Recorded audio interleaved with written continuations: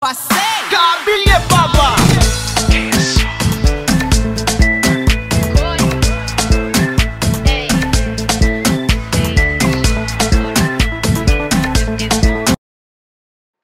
Hello mes chéris Coco et bienvenue sur ma chaîne. Si c'est ta première fois de passer par là, alors je t'invite à t'abonner là où c'est s'abonner en rouge et de cliquer sur la cloche de notification qui est juste à côté pour ne rater aucune de mes prochaines vidéos. Alors mes chéris, aujourd'hui on se retrouve pour une vidéo un peu spéciale. Je vais vous montrer comment réaliser un dîner romantique dans le confort de votre maison. Si cela t'intéresse, reste connecté, on se retrouve tout à l'heure. Nous allons d'abord débuter par la préparation de notre plat de résistance qui est notre plat principal. Donc pour faire notre plat de résistance ici, nous allons utiliser 5 pommes de terre que vous allez laver plusieurs fois à l'eau claire. Ensuite, après les avoir proprement lavées, on va les mettre dans une casserole remplie d'eau, les assaisonner avec un peu de sel et les laisser pré-cuire pour environ 20 minutes. Ensuite, nous allons attaquer notre protéine. Ici, j'ai utilisé 2 gigots d'agneau. C'est ce que j'ai décidé de faire. Donc, après avoir bien lavé vos gigots d'agneau, vous allez maintenant venir faire des déchirures là-dessus. Ensuite, à l'aide de votre papier absorbant, vous allez les sécher. Voilà, les sécher totalement parce qu'on ne veut pas d'excès d'eau dans notre viande. Par la suite, on va débuter l'assaisonnement. Je n'ai rien utilisé de spécial et je ne l'ai pas fait à l'africaine. Il n'y a pas de moutarde, il n'y a pas d'épices africaines, juste des épices qu'on connaît tous en fait. Vu que je voulais qu'on sente bien le goût de l'agneau, donc on ne va pas over-season. J'ai juste utilisé du sel, du poivre, de la poudre d'oignon, de la poudre d'ail, un peu de gingembre.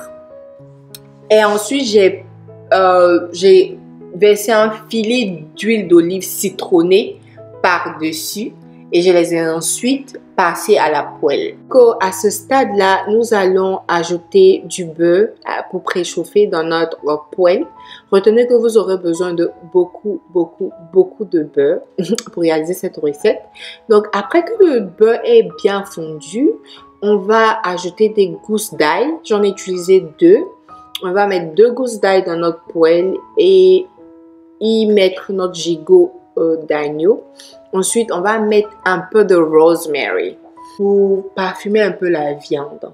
Ensuite, nous allons rajouter du beurre par-dessus nos gigots d'agneau et les laisser fondre. J'y rajoute ensuite un peu d'assaisonnement, les mêmes que j'ai utilisés au départ. Donc après 5 bonnes minutes, mes chéris, nous allons maintenant venir retourner nos gigots. Vous pouvez déjà constater que ça avait commencé à dorer. Juste pour vous dire que la poêle n'était absolument pas sur un feu doux. C'était voilà au milieu. C'était ni doux ni fort. Et la méthode pour que votre viande réussisse, que ce soit du steak, du gigot, ce que vous voulez, c'est de faire ce que je fais. Prendre le jus, la sauce et le verser sur la viande tout le temps. Vous ne devez absolument pas laisser la viande dans la poêle pendant une longue minute. Non, vous devez faire absolument ce que je fais. Ça va permettre à la viande d'imbiber bien la sauce et donc de recevoir tout ce goût-là. Donc après, lorsqu'on constate que notre viande a la couleur souhaitée, on va ensuite ajouter du vin. Oui, moi je prépare avec du vin, quoique je ne bois absolument pas, mais le vin est très bon pour la viande, surtout la viande rouge. Donc je vais mettre un peu de vin et je continue toujours voilà, à faire ce que je vous ai dit, prendre la sauce, verser sur la viande et tout le long de la cuisson. Voilà, et après un bon moment, je vais ensuite le mettre au four. Donc là, ce que je fais, c'est que je fais préchauffer mon four à 350 degrés Fahrenheit. Voilà, je rajoute encore un peu de vin et je vais enfourrer mes gigots d'agneau pour environ une bonne vingtaine de minutes. Parce que là, je veux que l'intérieur soit cuit. À ce stade, mes chéris, je vais maintenant venir m'occuper de mes pommes. Vous pouvez constater que l'eau mise pour la cuisson est totalement finie. Donc là, ce que je vais faire, c'est que je vais utiliser un moule. Je vais y mettre du papier alu, comme vous pouvez constater. Et je vais maintenant venir déposer mes pommes voilà, sur mon moule. Voilà. On va déposer toutes les pommes et on va venir les assaisonner encore un peu plus. J'utilise la poudre d'oignon, du persil séché par-dessus. J'ajoute également un filet d'huile d'olive citronnée, voilà, comme vous pouvez voir. Et je récupère un ail en lamelles comme ça et je vais les poser sur mes pommes. Et après ça, je vais y ajouter un peu de sauce piquante juste pour obtenir une belle couleur, voilà, et puis que nos pommes soient un tout petit peu pimentées. Voilà.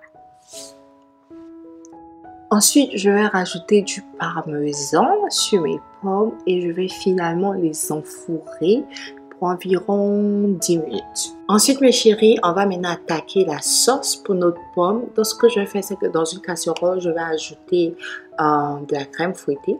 Ensuite, je vais l'assaisonner, un peu de poivre, un peu de sel, un peu de poudre d'oignon et de poudre d'ail. Ensuite, je vais porter ça à ébullition. Je vais y ajouter du beurre.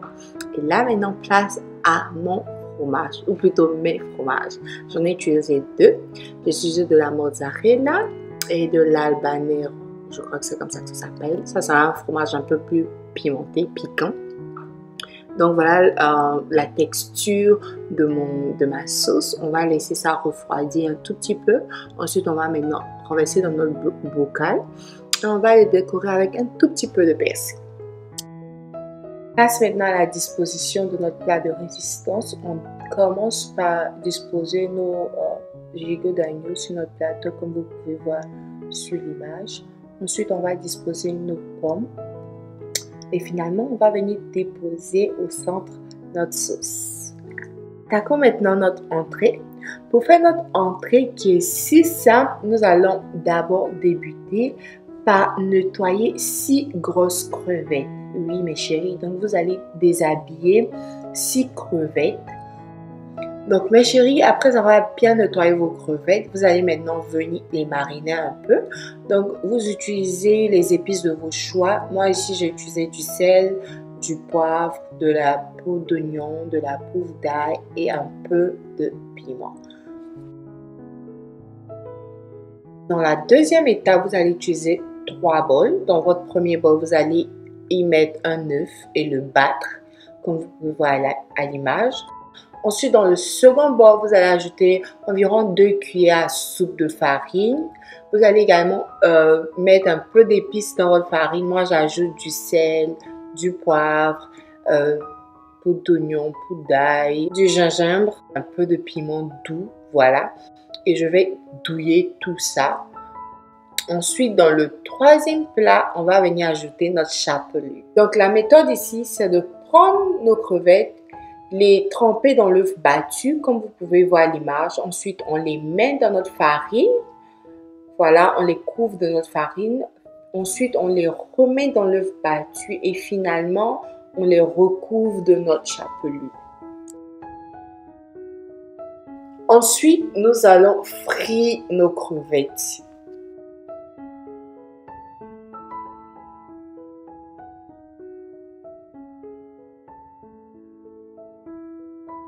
Ensuite, mes chéris, vous aurez besoin d'un avocat entier que vous allez séparer comme ceci, enlever le noyau et juste enlever la peau de l'avocat ou encore déshabiller l'avocat. Vous allez le mettre dans un bol comme vous voyez. Vous allez verser un tout petit peu d'huile d'olive là-dessus pour ne pas que ça s'oxyde et noircisse. Et vous allez réserver. Maintenant, place à notre vinaigrette pour notre avocat. Donc, ce qu'on va faire, c'est qu'on aura besoin d'un œuf dur, comme vous pouvez voir à l'image, que vous allez émietter.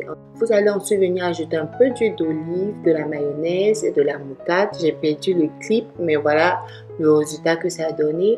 Ensuite, on va ajouter de la mayonnaise, non, de la vinaigrette César. Comme ça, on va douiller tout ça ensemble et on va réserver. Maintenant, place à notre garlic bread. En français, je crois qu'on va appeler ça du pain au beurre d'ail. Voilà. Donc, c'est rien de spécial. Vous aurez juste besoin de tranches de pain comme ça que vous allez utiliser le beurre à l'ail comme ceci et étaler sur votre pain. Ensuite, le mettre au four quelques secondes et le retirer. C'est tout. Place maintenant au dressage, mes chéris. Comme vous pouvez voir dans mon plateau, j'ai versé la marinade que j'ai fait précédemment sur mes avocats. Ensuite, je suis en train de disposer mes crevettes sur mes garlic bread comme ceci. Et sur la droite, vous pouvez voir également un bol de salade. Donc, place maintenant au dessert, mes chéris. Donc, pour réussir ce dessert, vous aurez besoin du chocolat. Moi, j'ai utilisé du Nutella ici. Je vais le mettre dans un bol comme ceci. Ensuite, je vais ajouter du chocolat un peu plus liquide, le chocolat pour les crêpes et tout.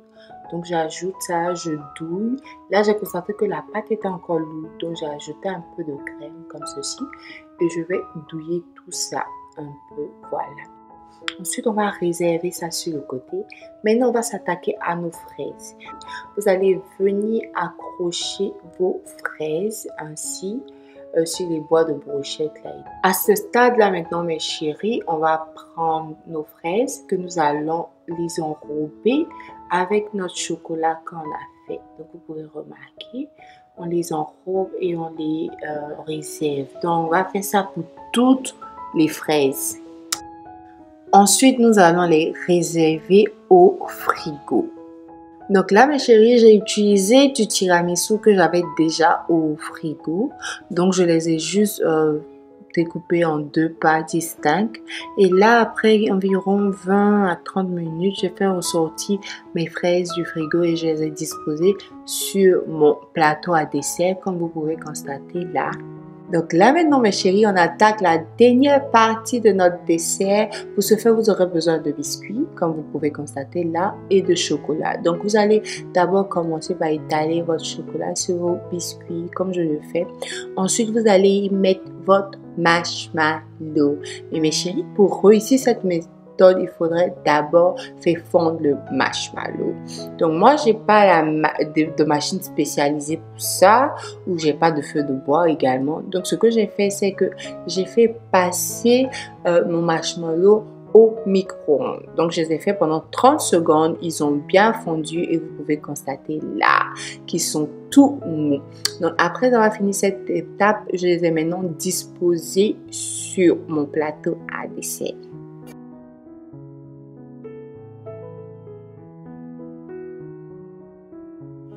Place maintenant au dressage de notre table, mes chéris. Donc, vous allez d'abord débuter par nettoyer votre table. On veut un environnement propre. Donc, on nettoie premièrement la table. Ensuite, on va venir dresser notre table. On va commencer d'abord par mettre les sets de table. Ensuite, vous allez mettre les couverts. Ensuite, les verres. Là maintenant mes chéris, place à votre boisson. Moi j'ai opté pour une boisson sans alcool. On l'appelle très généralement du champomis. C'est plein de bulles comme le champagne, mais c'est pas du champagne, voilà. Donc vous, si vous buvez de l'alcool, vous pouvez opter pour du vin. Mais bon, ça dépend de vous. Et là, voici à quoi ma table ressemble. Après vous êtes douché et changé, mes chéris, place maintenant à la dégustation. Vous allez d'abord débuter par allumer votre bougie. Moi, j'ai opté pour une bougie à pile. Je crois que c'est comme ça que ça s'appelle. Je ne voulais pas de senteur pour ne pas gâcher l'odeur de la bonne nourriture. Là, on va maintenant venir déguster. Je vous embarque avec moi.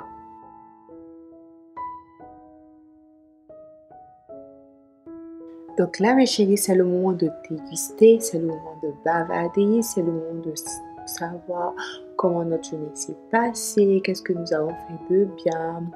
Spécialement, moi, ce dîner, je ne le faisais pas avec un partenaire, je le faisais plutôt avec quelqu'un de cher à mon cœur. Je célébrais un événement qui s'était passé dans la vie de cette personne. Donc, c'était ma manière de lui dire que j'étais fière d'elle. Voilà. Donc, c'était rien de romantique pour moi, mais ça peut l'être pour vous. Donc, après avoir bien dégusté notre entrée, place maintenant à notre plat de résistance. Vous pouvez bien voir ces beaux gigots d'agneau et ces pommes bien tendres et douces, accompagnées de notre sauce.